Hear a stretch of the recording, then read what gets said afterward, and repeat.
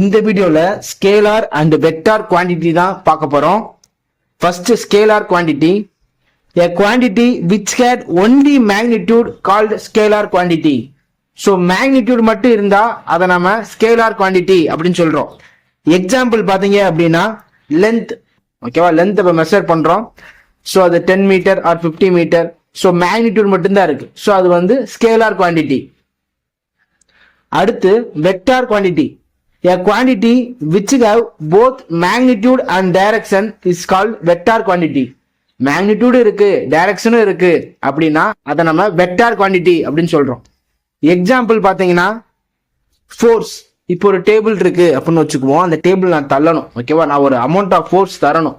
அந்த ஃபோர்ஸ் தான் வந்து மேக்னிடியூட். எவ்வளவு ஃபோர்ஸ் தரப்படணும் அதான் மேக்னிடியூட். அந்த டேபிளை நான் எந்த சைட்ல இருந்து தள்ள போறேன், ஓகேவா, டைரக்ஷன் இருக்குல்ல. ஸோ மேக்னிடியூட் வந்திருக்கு, டைரக்ஷன் வந்திருக்கு. அப்போ ஃபோர்ஸ் பார்த்தீங்க அப்படின்னா வெக்டார் குவாண்டிட்டி. ஸோ இந்த வீடியோவில் ஸ்கேலார் குவாண்டிட்டினா என்ன, வெக்டார் குவாண்டிட்டினா என்ன அப்படின்னு உங்களுக்கு தெரிஞ்சிருக்குன்னு நினைக்கிறேன்.